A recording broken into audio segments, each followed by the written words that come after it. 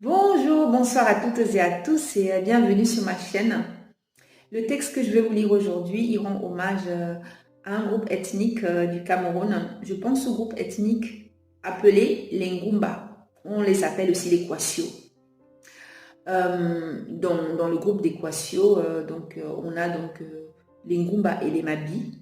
Ils sont très proches culturellement et sur le plan linguistique, hein. Les Mabi parlent le Mabi. Et les Ngumba parlent le Ngumba, mais vraiment, si vous parlez une des deux langues, ou plutôt un des deux dialectes, vous allez plutôt très bien vous comprendre. Ça pourra coincer sur un mot, sur 100, il y a encore, mais vous comprenez très bien. Il faut juste savoir détecter un peu l'accent. Je vous donne un exemple. En français, je vais dire, je m'appelle Lily. En Ngumba, langue tonale, je vais dire, mais Dinana, Lily, vous voyez, mon ton devient un peu plus grave parce qu'il faut que je prenne un ton particulier pour qu'on me comprenne. Et en Mabi, ils vont dire, mais Dinana, Lily. Alors, pardon pour les Mabi, hein, si mon accent n'est pas parfait. En Ngumba, je le fais parfaitement hein, parce que je maîtrise cette langue. Mais pardon pour les Mabi. Juste pour vous montrer qu'on peut vraiment bien se comprendre. C'est parti, le texte parle de lui-même. À très vite.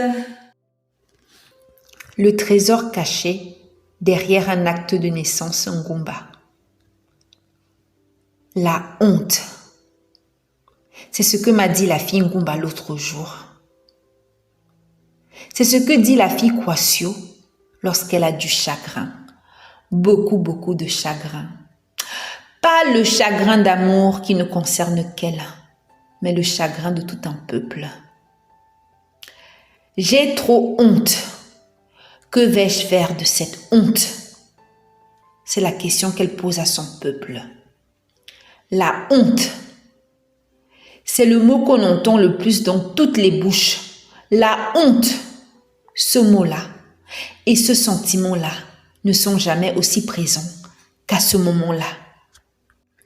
Et pourquoi avoir autant honte lorsqu'on a été au chevet de l'être aimé, jour et nuit, jusqu'au dernier soupir? Mais pourquoi la fille Ngumba a-t-elle toujours honte lorsqu'elle a fait de son mieux pour sauver une vie qui avait encore tant de choses à vivre, mais que la mort est quand même venue chercher?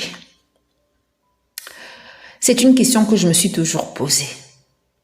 En effet, toute petite déjà, à chaque deuil inconcevable, ce mot résonnait dans tout le village et m'interpellait à chaque fois. Peut-être parce que face à une telle douleur, on veut se cacher, car on n'est pas au mieux de sa forme. Face à une telle perte inconsidérable, on a mal pour nous, mais aussi pour nos vieilles dames du village qui ont déjà traversé tellement d'épreuves et sont restées debout et dignes malgré tout. Ces gens du village qui pensent toujours à nous où qu'on soit dans le monde. Si vous avez passé, ne serait-ce qu'une partie de votre enfance dans un de ces villages Ngumba noyés dans la brousse, vous comprenez vite qu'on n'oublie jamais personne. Même après s'être absenté pendant des décennies, tout le monde vous accueille les bras ouverts. Le jour où vous décidez de faire un petit saut en avion pour aller saluer la famille au village ou des villes avoisinantes. Tout le monde saute de joie à votre arrivée, même ceux que vous n'aviez jamais vus. Ceux-là, nés durant votre absence, ont toujours entendu parler de vous depuis le berceau, comme ils ont toujours entendu parler des morts de leur peuple, restés dans la mémoire collective à tout jamais. Le peuple Ngumba est un peuple qui s'attache aux siens pour l'éternité. En amour, comme en amitié, nous ignorons tout des relations sans lendemain. Où que vous soyez dans le monde, quoi que vous fassiez, le peuple Ngumba garde toujours une place permanente à chacun de ses membres. Si la fille Ngumba a trouvé l'amour sur une autre terre et y a fondé une famille, eh bien son mari et ses enfants seront également les bienvenus sur le territoire Ngumba.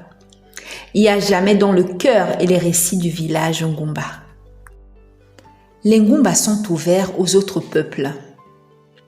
Voilà pourquoi nous nous mélangeons pour le mariage ou l'amitié.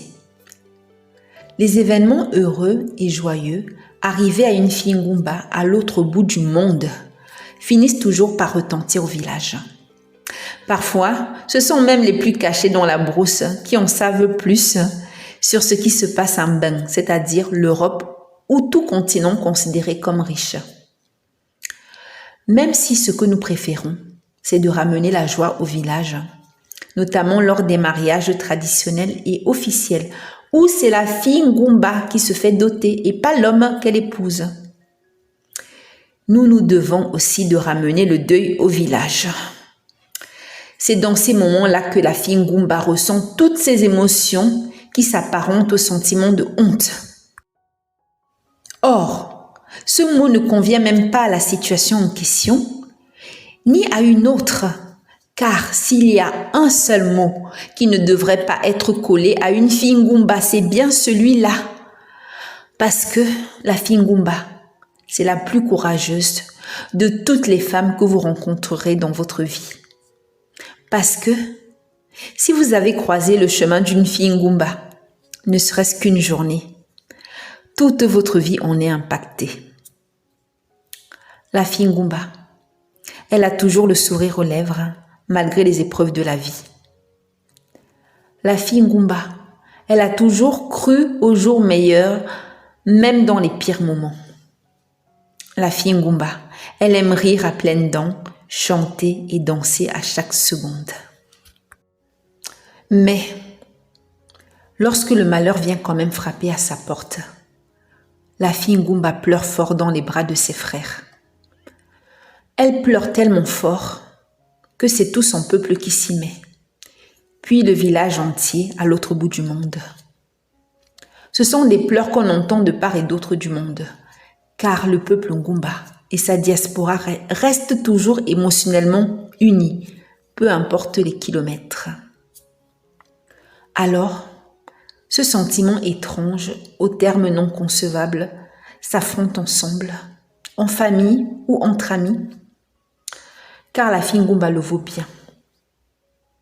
C'est alors qu'ensemble, nous rendons hommage de part et d'autre du monde.